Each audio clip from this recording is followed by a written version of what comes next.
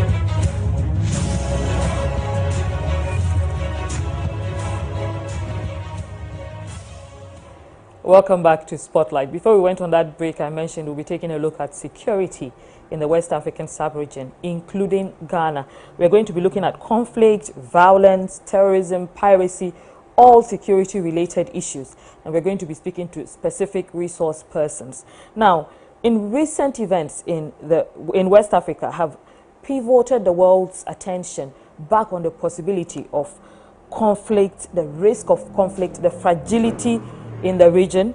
There have been upheavals in Mali and Nigeria. We've observed situations in other West African countries, and more recently, especially throughout this month, we have observed very interesting daylight robberies, especially in Ghana. We've also observed an infiltration of bandits into the northern part of Ghana. And so, of course, security is of critical concern. We have many questions, and we have people who will be speaking to these questions. We have Dr. Sidi Lamine Bagayoko. He's an associate professor at the University of Bamako. We also have Lekan Sote. He's a columnist at the Punch newspaper in Nigeria. We also have Mutari Mumuni Mukhtar, who is an executive director at the West African Center for Counter-Extremism. He is not on the line yet, but he'll be joining us. Oh, fantastic. He just joined the line, so that's great. Mr. Mukhtar, if you can hear me, please say hello. Can you hear me? Yes, I can hear you now. Thank you so much for joining us. Awesome. Dr. Sidi Lamine, if you can also just say a quick hello. Hello, yes, I can hear you. Fantastic. Dr. Sidi Lamine Bagayoko, I hope I'm getting your name right, is an associate professor at the University of Bamako. We also have Lekan Sote. He's a columnist at the Punch newspaper, Nigeria. Hello, Lekan. How are you, Nong? I'm very well. Good evening. Good evening. Thank you so much, gentlemen, for making the time to join us. I am going to speak first to Dr. Sidi Lamine. Doc, what's the current situation where security is concerned in West Africa? Yes, we can say that the current security situation is terrible. You talk about Nigeria, because in Nigeria it starts since long times with Boko Haram. Now Mali is like the center of all this trouble, this insecurity crisis in West Africa. A few weeks ago, we have seen with Burkina Faso when they killed more than 100 persons. Is almost also the same in Niger. We can say that the situation of insecurity is clear. The security situation is still fragile, and very stable in West Africa till again. And unfortunately. Dr. Sidi, let me get this right. Are you saying it's very stable or unstable? Unstable, I said. Okay. It's very unstable. It's still very unstable, unfortunately. And let me go to Lekan, so he can tell us what the security situation is in Nigeria. Lekan, we usually hear a lot about terrorism in Nigeria. We know that recently there was an outbreak where a lot of people were, about some 100 people were killed. And then we also found out later that some of these bandits that were involved in that particular crime, some of them found their way into Ghana, especially the northern part of Ghana with Bolgatanga and Tamale. There was a high alert on those particular areas. How is the security situation in Nigeria? Has it improved over time or has it gotten worse? Let me try and give you an assessment of the current situation. You know, Nigeria has 36 states. Yes. And then the 36 states are divided into zones. We have 6 zones in Nigeria. So I'll try and give you an update on each of the zones. The Northeast, that's where we have the Boko Haram insurgency. It's been on for over 10 years now. And the federal forces, the federal military are engaging with them. In recent years, the Northwest has been infested, if I can use that word, by kidnapping and banditry. As we are talking right now, in Niger State, some school children, over 100 of them were kidnapped. They are still with their abductors. In was this Sokoto State or Zamfara State? Kebbi State, I'm sorry. Another very high level of student number of individuals have been kidnapped, students also. And they are still even negotiating right now. And it's gotten so bad that these kidnappers, they ask for millions of naira, 200 million, 150 million, before they can release their abductees. Then in this middle belt of Nigeria, and to a lesser extent, the southwest of Nigeria, it has been clashes between herders, that is cattle or cow herders, and farmers. You know, that has been the trend.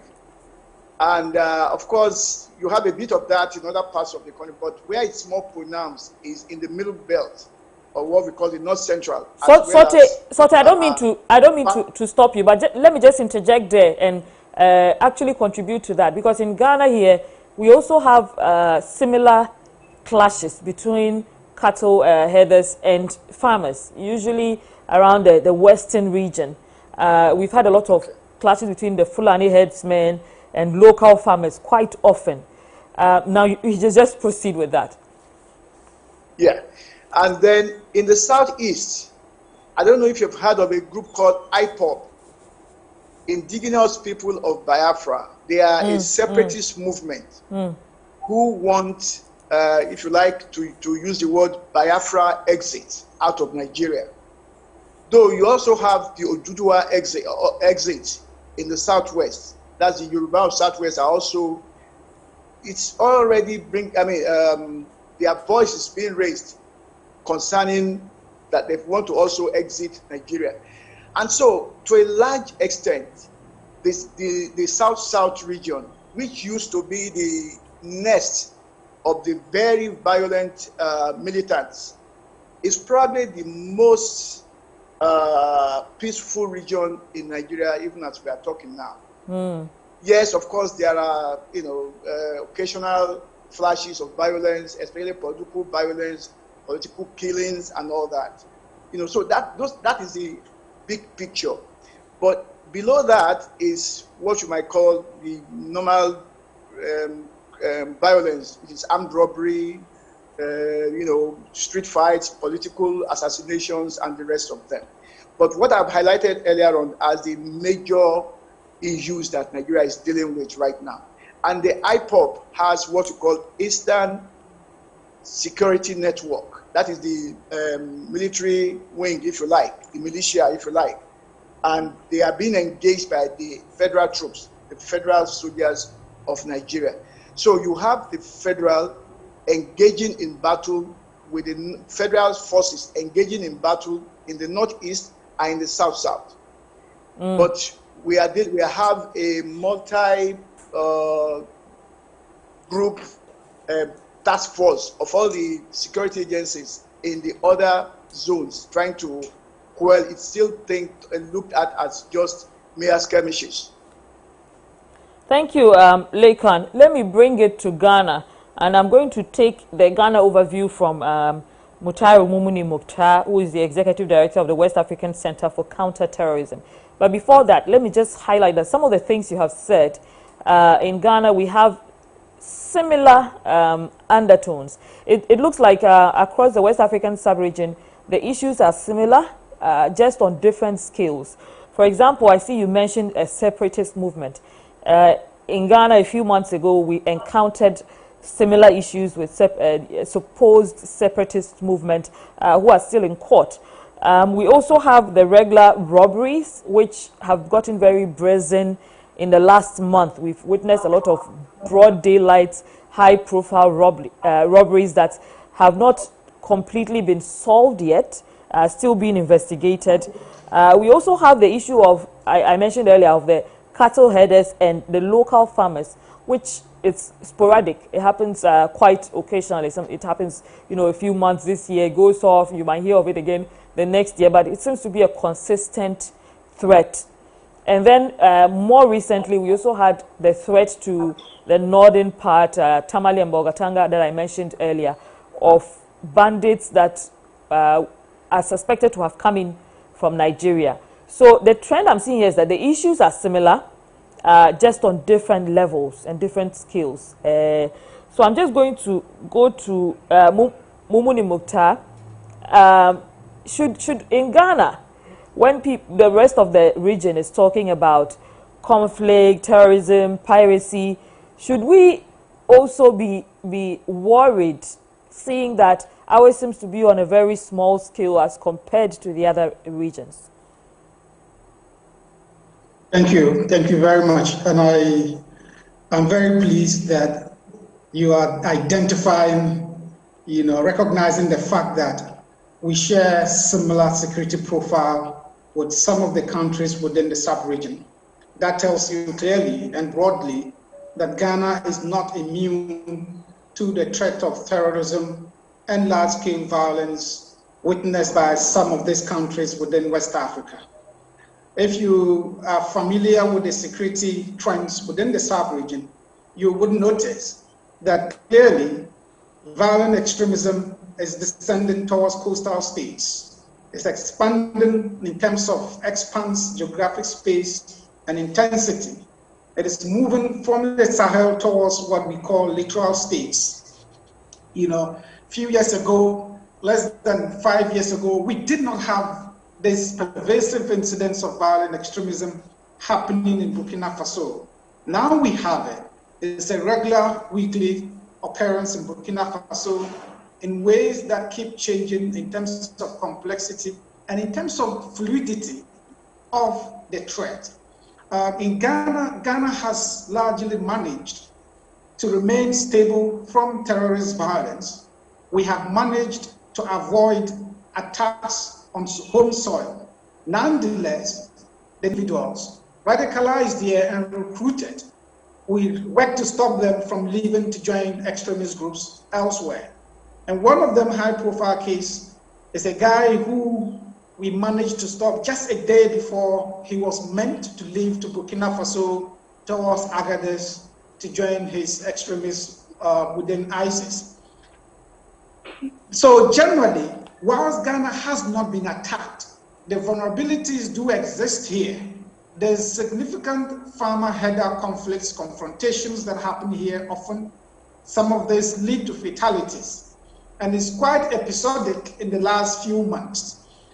We have pervasive incidents of chieftaincy and ethnic conflicts here. And as we speak, we have more than 332, unresolved chieftaincy conflicts, especially concentrated in the northern part of the country. These conflicts, coupled with what we call vigilante violence, and I believe many countries in West Africa have their own typology of vigilante violence. Young people who associate with political parties, exacting violence against their political opponents. This is very common in many parts of the West African sub-region. Sote actually did mention politically motivated killings. Sorry? Sote did mention that in Nigeria they also have politically motivated killings. Yes. And we are beginning to see, let me say in broad terms, we're beginning to see a significant change of the crime or security profile of this country. Whilst Ghana still remains a stable and peaceful country, we are beginning to record and experience a significant shift in terms of the typology and the character of crimes that we're recording here. We're beginning to see high-profile cases of kidnappings that previously was unknown in our security mix of issues to deal with. We're beginning to see that happening here and happening in very, very brazen manner. We're beginning to see the incidences of daylight robbery, staged in the feature of foreigners as, victims in terms of the kidnapping cases that we are witnessing here. This collectively projects a situation of deteriorating security in our mix here. So coupled with the local... But thank you so much, Mukhtar. Looks like we need to be buckling up to fight these kind of some extremist groups. We see also a bit of chieftaincy disturbances. We have daylight robberies, changes in the typology of crime, and a few kidnap issues here and there. We've even seen involvement of children in crime in the last few months in Ghana. Very, very disturbing trends. The common theme that seems to be running across is that there seems to be a rise in all these crimes across the West African sub-region. We are presently witnessing the ECOWAS Summit, the 59th ECOWAS Summit, which is taking place in Ghana. President Akufo-Addo spoke on security at that summit, and we're just going to listen to that and then come back to the discussion. Do take a listen. On the agenda, and as you know, our region is facing a big security threat coming from a terrorist attack in the Sahel region, Sahel countries, but also, of course, we can see those security threats coming a little bit down to coastal countries. So, country insisted that we implement the security regional plan that was approved in September 2019. And this security in the Gulf of Guinea also is a big concern, because today more than 40% of all piracy attacks in the world are in the Gulf of Guinea. And this has a tendency to increase the cost of insurance of all the ships that are coming in our region. And when the cost of insurance increases, it increases the cost of imported goods, and it impacts on the population.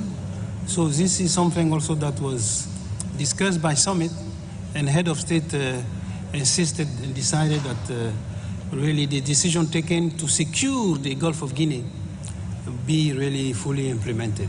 Unfortunately, we're still confronted with serious security challenges, with deadly terrorist attacks and kidnappings, not only in the frontline countries, namely Mali, Nigeria, Burkina Faso, and Niger, but also in the coastal countries of our region, such as Cote d'Ivoire.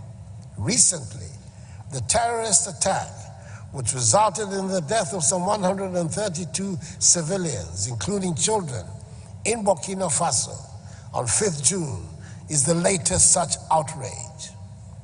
I went in the name of the community to Ouagadougou on Wednesday, 9th June, to commiserate with President Rochmar's Christian Kabore and offer our condolences, sympathies, and support to the government and people of Burkina Faso in their dark hour. Excellencies, these developments should reinforce our collective commitment to pursue and implement with renewed vigor the decisions taken at our extraordinary summit on terrorism on 14 September 2019. This concerted effort, which must be a major issue and a priority objective for the community, is the best way for us to address this security challenge. It is a matter of dignity and sovereignty, which affects all nations in the region. None of our countries is insulated from the threats of terrorism. Whilst thanking the countries that have already contributed to the ECOWAS Regional Security Fund, I appeal to other countries who are yet to contribute to do so. We must also pay urgent attention to the growing threat to maritime security in our region. Acts of piracy and maritime destabilization are on the rise in the Gulf of Guinea. That's affecting trade in our community and increasing the cost of imported products. We must operationalize the maritime centers we have established in the region and agree on the way forward to combat these acts of piracy. We cannot hand over control of the Gulf to pirates.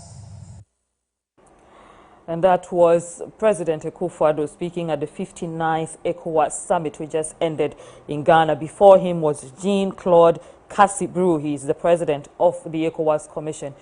From their comments, you can see that none of the countries in West Africa is insulated from the threat of terrorism, violence, and related crimes. I'm going to go back to Dr. Sidi Lamine to just get him to speak on why we are witnessing a rise across all the West African countries in extremism, violence, terrorism. Dr. Sidi Lamine, what is going on? What has changed between now and the last few years such that we are seeing a rise in terrorism and crime and conflict in West Africa? Yes, because it's a human problem, we can say like that. Because historically, we didn't have problems related to land scarcity, for example. You told before about the situation in Nigeria and Ghana, for example. We have almost the same problem in Mali, because in the central belt of Mali, it was said, or is still said, to say that there is a conflict between the Dogon and the Fulani, who are considered like elders, pastoralists, and Dogon, who are considered like farmers. And with climate change and the increasing of the population almost everywhere in West Africa, there is a kind of pressure on the resource. It's like the paradigm has changed in the political ecology. Now it was possible to live together easily, like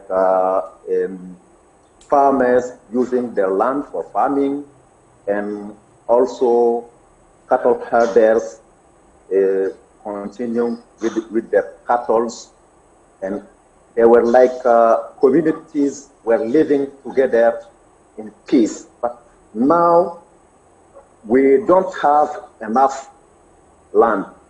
Climate has also changed. We don't have enough resources, and the problem is linked to economy. And with this economic problem, the governance has changed without the people governing this country realizing that everything has changed. For example, in the northern part of the Mali and the central belt, you will see that in several regions, you don't have a representative of the government. You have population, but you don't have the representative of the government, for example, because of the conflict and the war. And you know, more than 5 years now, from 2016 to now, more than 4,000 schools are closed in Mali. I mean, more than 10,000 to 20,000 children are not going to school. But some of the population, 60 to 80% of the population, are still living in those regions and almost cooperating with terrorist groups because the central government is absent. The only presence of the central government is with the soldiers. And it's like the population in itself is fighting against the central government because the terrorist group, the jihadists or the armed group, they are like mixed. They are living inside the population because of the absence of the government. Doc, I can see that, thing. you know, one of the issues you're highlighting here is the absence of government control in these particular conflict-prone areas. But you also find that because of these conflicts, that's the main reason why government is finding it difficult to control the area, because whoever is being posted there anyway is afraid of being attacked by militants, by soldiers. So how does government regain control of these areas that have degenerated? Yeah, it's like a kind of is the conflict. The root of the conflict is like a kind of injustice. It's like government was not ruling the country fairly from the point of view of the local population. That's why the local populations are now cooperating more with terrorist groups than the central government. When everything fell apart, for example, from 2012, because everything starts in Mali from 2012, for example, when the government representative fled the northern region to come to the south. It has been difficult to go back, even with the intervention of French troops, for example. And the government did not start to tackle the situation in improving the economic situation and social situation. As I said, for example, schools have been closed. They didn't try to reopen the school. And for example, the sub-prefect, the representative of the central government, for example, in the region, is not there, but they impose, for example, to the school teachers to be over there. And the terrorist group were attacking all the symbols of the government. And as I said, 60 to 80% of the population didn't flee. They stay over there.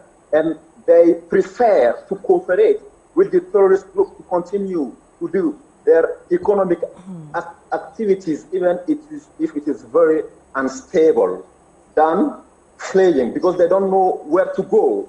That's why the only way for the West African governments is to tackle the problem, the social problem, the economic problem of the population first, before trying to fight against armed group, bandit group, or terrorist group. Because most of the bandit groups are among the population. You cannot make the difference between bandits inside the population and the population itself. That's the main problem for the government, mainly the government of Mali, because you have hundreds and hundreds of bandit groups. You have the main terrorist group are known for everybody. For example, the group of Iyad Agali, who is related to ISS, for example, or Amadou Koufa, who is also a terrorist and jihadist leader. But beside those two main leaders, you have hundreds and hundreds of terrorist groups inside the communities. You cannot make the difference between them and the population, because it's a kind of banditry. They can fight something, they can success, like we said, for example, in sociology and in anthropology, the business of banditry or the business of terrorism. Right. Dr. Sidi Lamin, that's a mouthful. I'm going to come back to you shortly. But I want to find out from Lekan, you are linking it to social and economic issues within those particular zones, which need to be tackled before any move is made to diffuse the situation within those particular regions. So, Lekan, if you look at the trend of terrorism, kidnapping, crime in Nigeria, would you agree with Dr. Sidi Lamin that the linkage to social and economic situations are priority before the issues can be tackled? Yes, but I need to add some other perspectives. Please do. First, yes, let's look at unemployment. I think the wise people say the devil finds work For idle for hands. the idle hand. Yes. So our governments need to run our economies more efficiently so that our citizens can be gainfully employed, either working for some other people or creating their own enterprises. Then there's also the ideological perspective. If you like, the Boko Haram, for example, and then the incursion of Al Qaeda and ISIS into West Africa, trying to push their religious ideology. This is something that we need to quite understand and put in proper perspective. And then there is the tradition of the Fulanis, who insist that they have to be moving their cattle all across the Sahel region, now coming down to, if you like to call it, the tropical rainforest, where there is lush land, especially because climate change is affecting availability of grazing grounds in most of the Sahel, especially, and the governments of these Sahel regions are not quite good in fighting desertification or controlling desertification.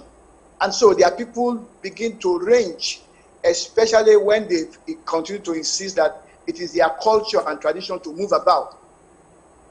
We need to question that and query that in 21st century. Should that culture continue?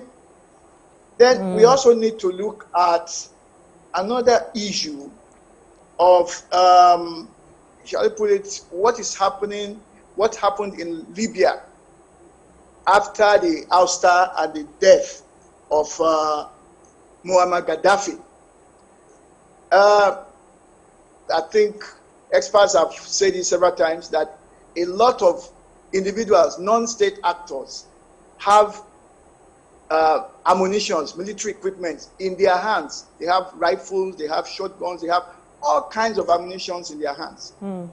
And they are not responsible to any state, to any government.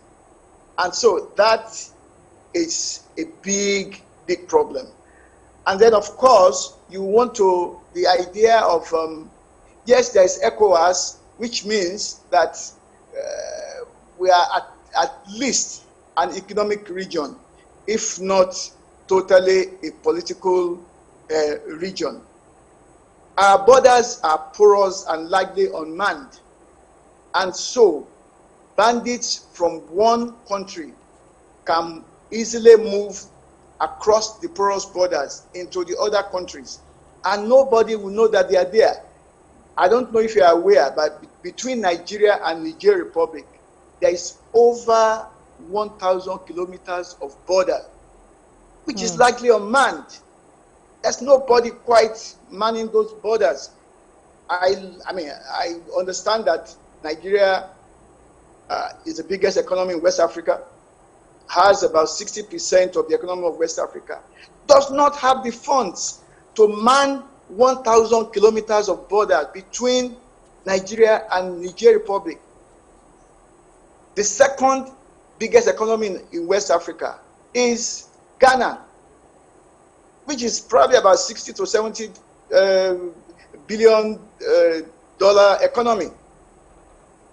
How much? So we are looking at the issue of what Cold War political strategists used to say in the 70s and early 80s, the 50s, 60s, and the early 70s about the push and pull between guns and butter. People who are essentially looking for how to just put food on their table. Can they afford guns, ammunition to control bandits? That is why you probably have heard that in Nigeria, sometimes government will pay bandits, families pay bandits, even though they are beginning to make some kind of, government is beginning to posture that they are reluctant to pay bandits or kidnappers, if you like. But we all know that these things happen. So that is the perspective. I agree entirely with Dr. Bagayoko. Okay. But I think we need to expand it beyond just the economics. Lekan, let me go to our Ghanaian security expert here, who is Mukhtar, and West African Center for Counter-Extremism. Now, Mukhtar, what issues have been spoken about here between Sorte and Dr. Sidi Lamin, looking at economic and social issues? Can we say that these issues are the same issues that are creating an increased security threat in Ghana? And how do we even begin to link it? Because Ghana, we like to pride ourselves in being relatively economically more stable, socially more stable compared to other countries. And we have a history of at least less conflict in comparison. So how do we link these issues? Because they seem to be quite uncomfortable if we are to agree that within Ghana we have an increase. Do we have an increase in economic and social issues? Well, there's a current report released by the Global Peace Index, by the Institute for Economic and Peace Research, that ranks Ghana as the most peaceful country within West Africa, the second most peaceful country in Africa. And those who are interested in celebrating it, we're very happy and excited about that. And those who are more critical are asking questions beyond just this journalistic piece of news. The reality is, Ghana is still a largely stable place in terms of economic stability and political stability. Nonetheless, we are growing in terms of the levels of insecurity we are seeing. If you look at the trend of insecurity in the country, if you look back, say, 10, 12 years up to this point, you will see a significant addition into the security mix we're dealing with. Addition in terms of numbers and in terms of intensity. My colleagues talked about the reality in their various places. And I can identify with them in many ways. The issues of violent crimes in Nigeria, it is not only specific or exclusively to Nigeria. We are beginning to have a whole lot of these issues here as well. There's a phenomenon we would call copycat incidents, or phenomenon that we are experiencing here. Criminal incidents that were happening elsewhere within the region, and we're beginning to find that here as well. Use the terminology bandit in security conversations in this country, mainstream conversations around the kinds of security we're dealing with. Now it has found usage, in mainstream discussions. Bandits is largely well associated with security trends happening elsewhere within the region, and most notably in Nigeria. And we're beginning to find the usage of these terminologies here.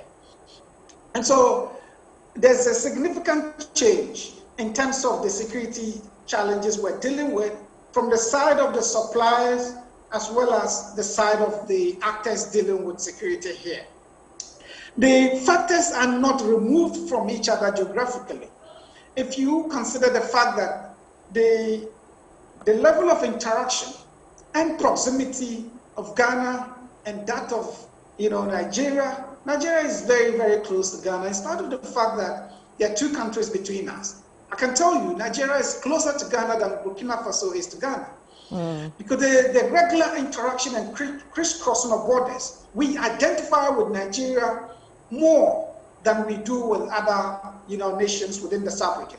Probably because of the history of colonialism, the language, and shared history in many ways. It makes it easier for us to identify with each other. So we interact more strongly than with the other West African countries. We have common issues of youth unemployment. Youth unemployment is a huge pervasive phenomenon in West Africa, not only to Nigeria. Nigeria is different because of the huge numbers that state actors have to deal with. But it's much the same here. If we look at the percentages, we might come closer to similar figures. And it's very common also in Senegal, it's common in Mali, it's common in Burkina Faso. So these are very common things. Terrorism, at this point, I want to make this broad comment, this broad diagnosis that I have made it a couple of times, that the terrorism we find in West Africa largely is a product, is a manifestation of the frustrations of young people especially, who have lost faith in their states, who have lost faith in their leaders' ability to help them, access the full entitlements of citizenship, relating to job creation, relating to the food and amenities, social amenities of life, education, health, infrastructure, roads, and job opportunities. Mr. Mukhtar, but is that true for Ghana? Is that true in Ghana's situation? Is that true in the case of Ghana?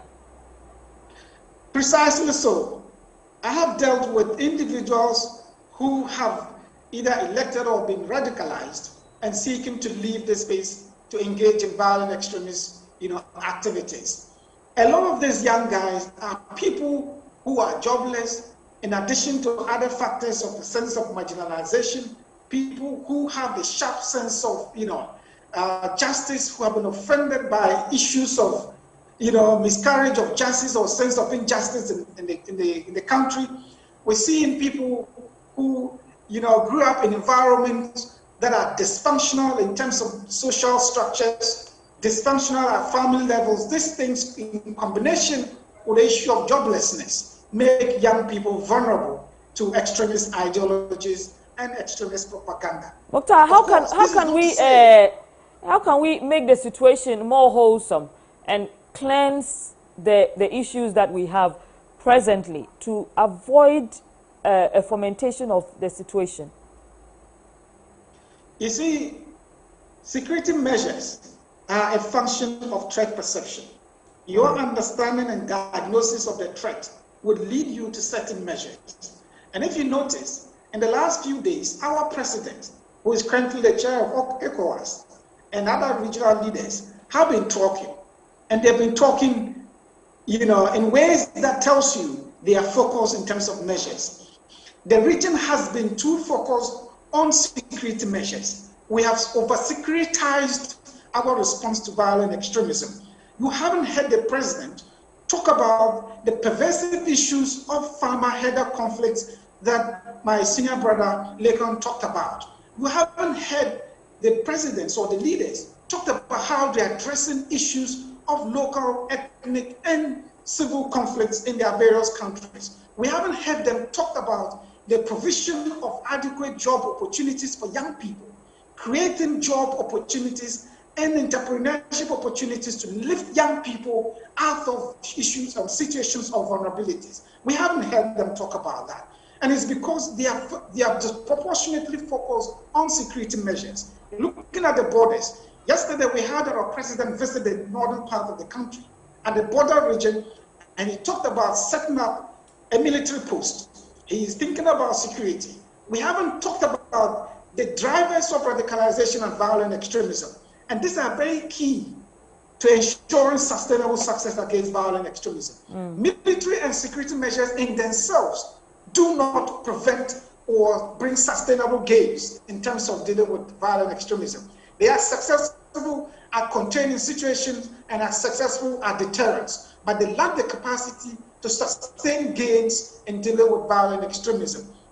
And so it's important to look at it from that aspect, address the underlying economic and social factors that make young people vulnerable to radicalization, and put in sustainable measures to ensure that they access what we call the full entitlements of citizenship, and they would participate positively in society and more competent, more and more confident as citizens of the various countries. Thank you so much, Mokhtar. I'm going to take those as your closing remarks, because since we are going to run out of time, let me go to Dr. Sidi Lamin. I want to find out, we've heard Mokhtar talk about the region over-securitizing our response to these conflicts and security threats that we are facing. Essentially, we have become rather robotic in our response, which means that we are losing ground in people-centered responses. And if we're not centering our responses on the people, how are we going to have any impact? How do we fine-tune the responses that we see the ECOWAS and other countries in the sub-region putting out in response to these increasing threats? And how do we get other people involved, for example, development organizations? Because if we are able to highlight poor governance as part of the problems, how can we trust governments to respond appropriately when they are part of the problem? Okay. As I said, first of all, we have to try to change the way of doing. We have to understand that we can't solve this problem of insecurity and insurgency groups with the soldiers, with the national or even international armies. Why? Because, it's simple. If you see a soldier, you will recognize them directly with the uniform.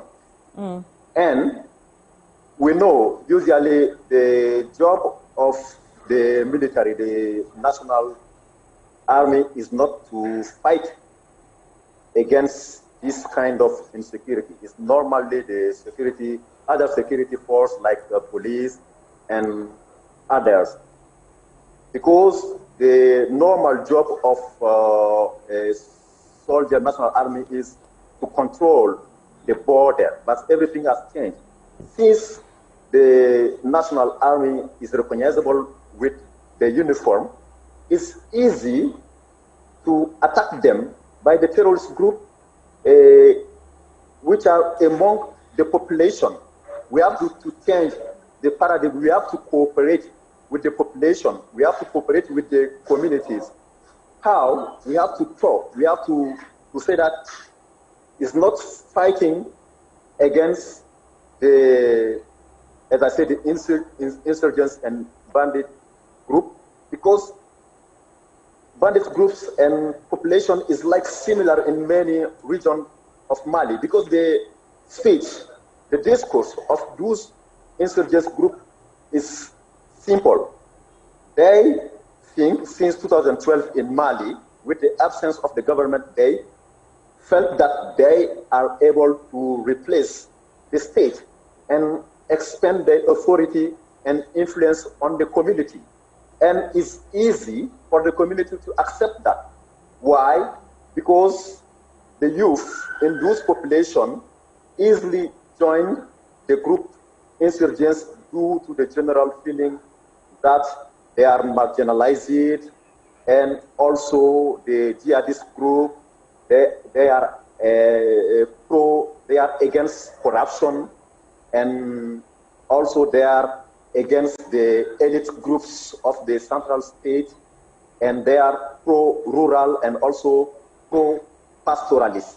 If you want to tackle, to tackle this problem. It's a social problem. You have to start from below. If you have to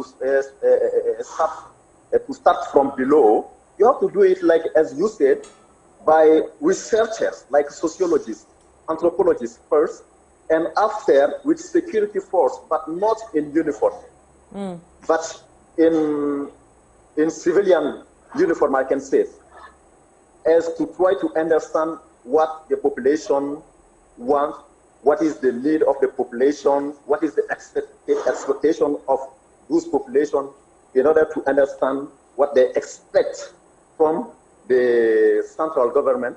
And now we can know how we can start. For example, how we can negotiate with them, not to negotiate in the terms of religion, for example, installing the Sharia law, for example, it is the case in Mali. I'm not talking about that. But for example, how we can have the formal school, we can reopen the formal schools, for example. When we are reopening the formal school, how we can have, for example, hospitals and the other social institution in the communities, and they will trust little by little the central government, and the central government will be coming little by little. But the central government cannot come directly, because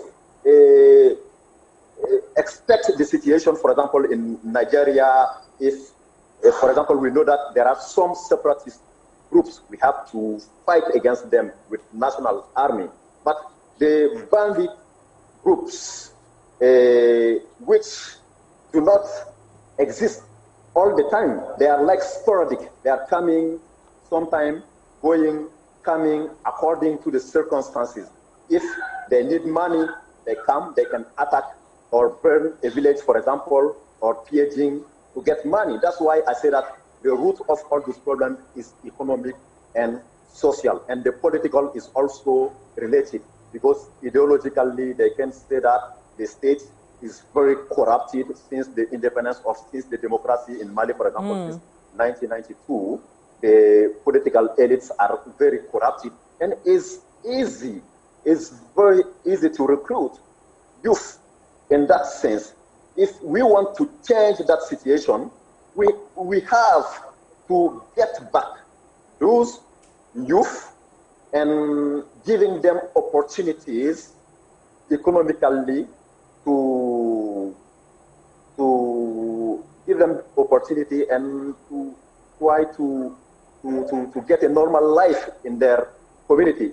If not, they will continue sometimes to be like normal population if they want, and sometimes to be a member of the bandit group. For example, we have been doing research in the central belt of Mali, for example. You will see that you will talk with more than 10 armed or insurgents groups, for example. They will say that we have like, let's say 1,000 person in our group. You will go in another group, they will say that we have 200 person, another 500, and you will see that the people being in one group is like turning around in all those groups. It's like it's the same person being in this group, being also in this group and this group. Right. And this so it runs across. The problem, yes, is the problem related to social and economy. They are trying to find a way in this business of terrorism. Thank you. It's not like it's not really a matter of fighting against the state, but most of the time is trying to find their way in a livelihood. They're trying to find a livelihood. Exactly. Thank you so much, Dr. Bagayoko. This is interesting. I mean, but not surprising, because you already established that it's economic and social issue that needs to be tackled from that aspect. So clearly, what we're seeing is that these young people, especially who are involved in terrorism, are essentially not criminals or terrorists on a regular day. They're just trying to push themselves forward and earn a livelihood. They're frustrated by the lack of access for them to be able to do this, and so they turn to crime. Now, Lekan, I'll just go to Lekan for him to wrap it all up for us because we have about 3 more minutes to go. Lekan, when we come to the case of Nigeria, like I was asking Dr. Bagayoko earlier, if we have identified bad governance as part of the issues, in fact, at the crux of the issues is bad governance, how can we trust the same government that we are accusing in some of these countries to deliver an appropriate response and solve these issues of increasing security threats? Well, that's a very tough question. And that is actually the heart of the problem. Governance.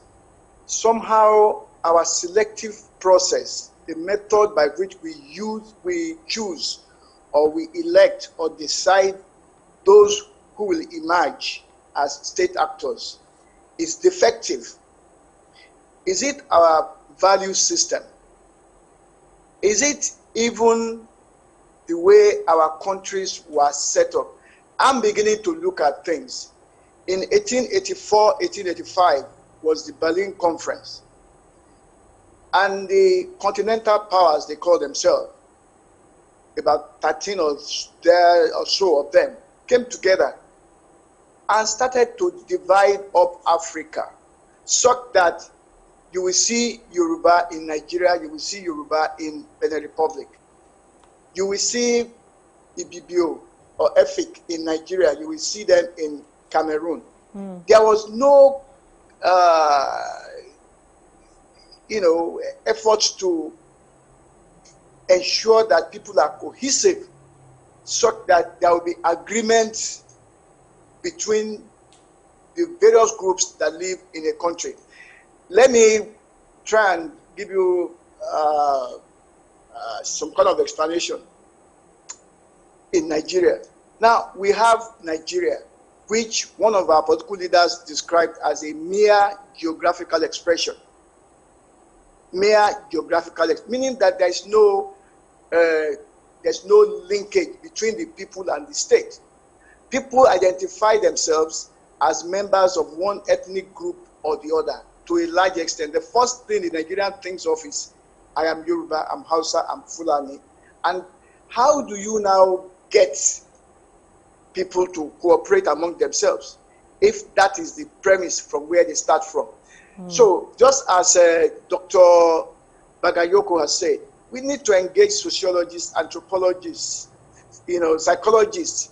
We need to engage economics. We need to engage political thinkers who will sit down and begin to analyze these issues and come up with models to deal with it, so that we can accept that, okay, first I am Yoruba, fine. But there's a project called the Nigerian Project. How do I interrogate that project as an individual? An American associate justice.